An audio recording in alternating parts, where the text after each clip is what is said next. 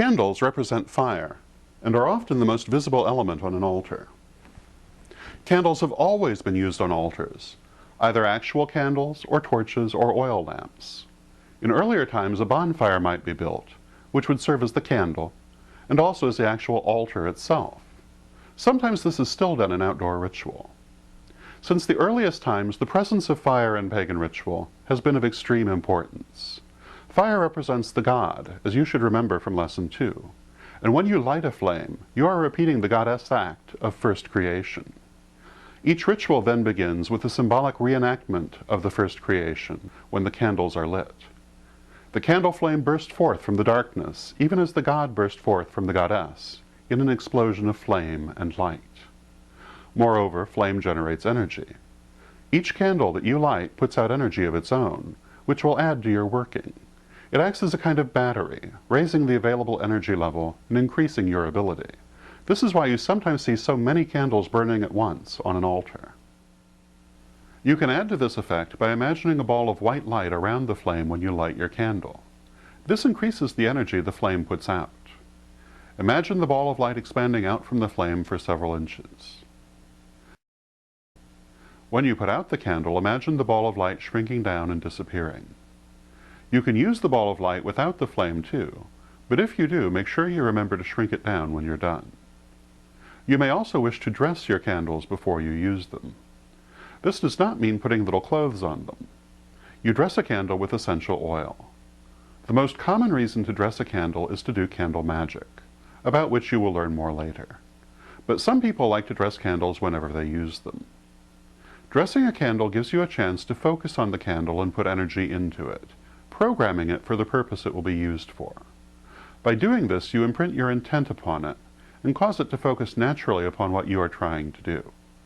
Then when the candle burns, the energy it generates will already be programmed for your purpose. To dress a candle, you take an appropriate anointing oil, say lavender for a purification or sandalwood for general ritual, and put a little in the palm of your left hand. Now rub your two hands together so that they are coated with the oil. As you rub your hands together, visualize white light shining out from between them, and see this white light expand and grow into a ball of light around your hands. Now take up your candle, holding it by the middle. Slowly work the oil up toward the top of the candle and down toward the bottom, a little bit at a time. As you do this, imagine the candle filling with white light, and concentrate upon what it is you wish to do with this candle. The harder you concentrate, the more you will impress your intent upon the candle. Coat the whole candle with oil, including the wick. As the candle burns, it will release energy imprinted with your intent, as well as the scent of the oil it has been dressed with. The number and color of candles you want on your altar is entirely up to you. A chart of colors and their meanings is included to help you choose. Black, wisdom, guidance, protection. Purple, spirituality and psychism. Blue, communication. Green, healing, prosperity, fertility. Yellow, happiness, success. Orange, creativity. Red, strong emotion, passion. Red can be used to add extra energy to any working. Pink, romantic love, compassion. White, innocent, manifestation, general purpose. You will want to do this carefully, as it adds a great deal to the atmosphere and energy of your altar. Beeswax candles are considered preferable, and some people go so far as to make their own, infusing the candles strongly with their personal energy by doing so. But in practice, most people buy regular candles at the local store, and they work perfectly well. Some people use only a single candle on their altar to represent spirit or primordial deity. Or they might use a single candle to represent only that aspect of deity which they are invoking at the moment. Some people use a matched or contrasting pair to represent goddess and god, spirit and matter, death and life, the great duality whose interaction forms the universe as we know it.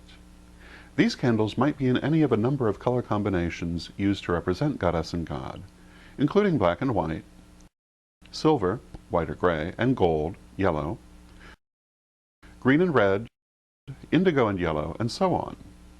In such an arrangement, the goddess candle goes to the left, the god candle to the right, in keeping with the geometry of the altar as discussed above. Sometimes a spirit candle is placed between them to symbolize their inner unity. You might want to use altar candles to symbolize the 4 elements and elemental colors, or the 3 phases of the goddess, or whatever conveys the idea of holiness to you and helps you to make the magical shift in consciousness. You may want to include a special candle to honor your ancestors, whether by blood or affinity, or your spirit guides. Also, many magical workings require special candles that will only be used for that working. These candles will be on your altar for anywhere from a few minutes to a few weeks, depending upon the working. So you can see why candles are such an important part of the altar. When you finish a magical working, do not blow your candles out. Use a candle snuffer, your fingers, or a magical blade. This is to make sure that the candle goes out the first time, as it is a bad omen to do otherwise. In general, you may use as many candles on your altar as you wish, in colors that have significance to you. Even the guidelines we have outlined here are just that, guidelines. If you feel strongly that you should arrange your candles in a way that is not consonant with the geomancy we have discussed, you should listen to your intuition and do as it tells you. Candles help to raise energy, so the more the merrier. Just be careful not to set yourself on fire. Candles can also be used to represent the 5th element, spirit. In this aspect, the wax represents spirit. The flame represents the body, physical existence. Thus the spirit, wax, feeds the body, flame. And just as the candle can be relit any number of times, so too we see that the soul passes through any number of bodies.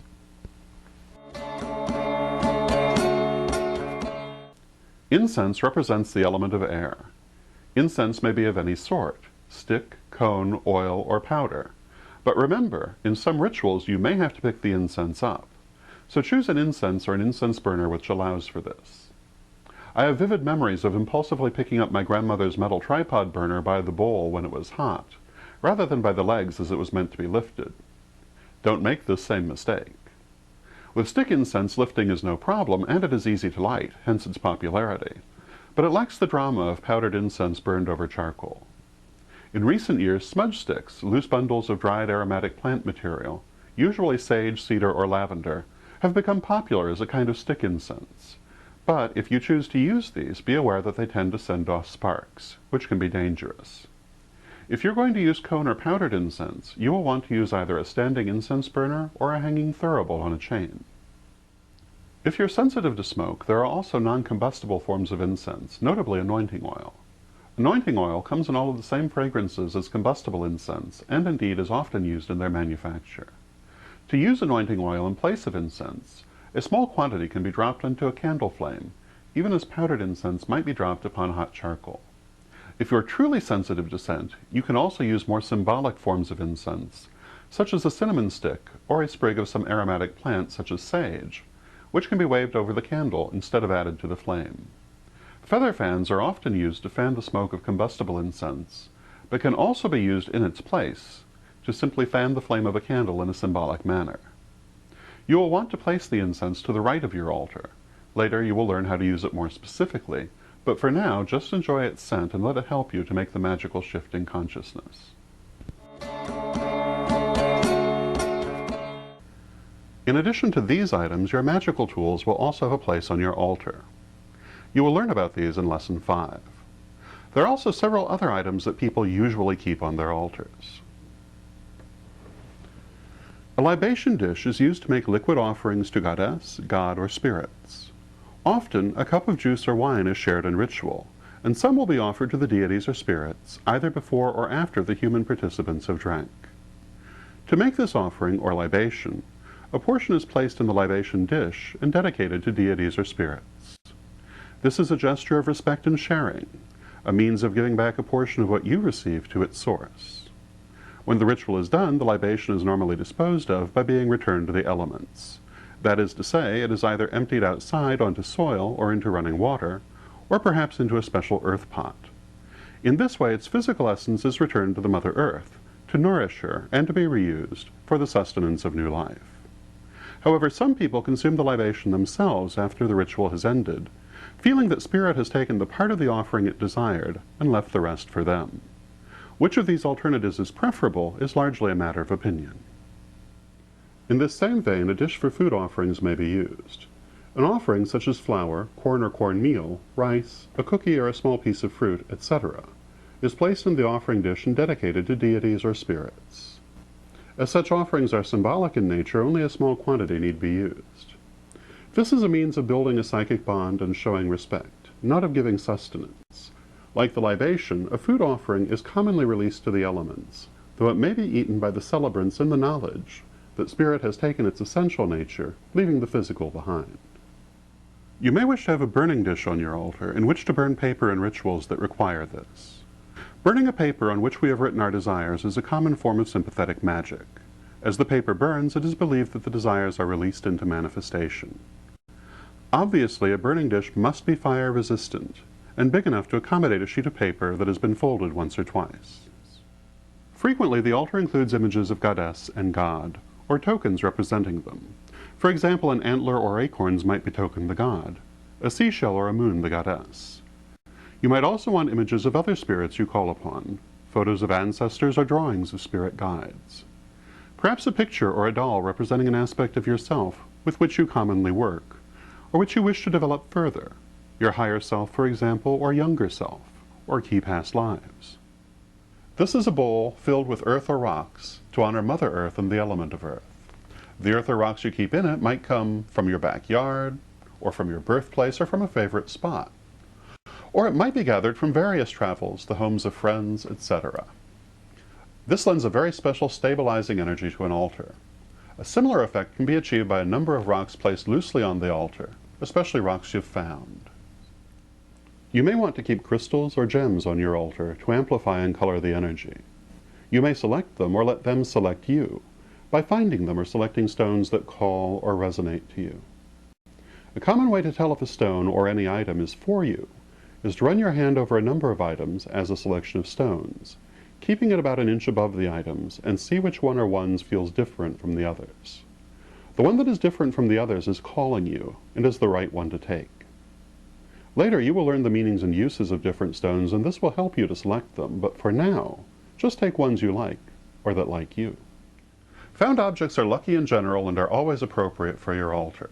They are symbolic messages from spirit, and knowing their meanings is an ancient art. This can be an excellent way of receiving spirit messages or omens, and you will learn more about it in Lesson 11. This doesn't mean just anything you find, of course, but things you happen across in unusual ways or in unusual places, or that speak to you.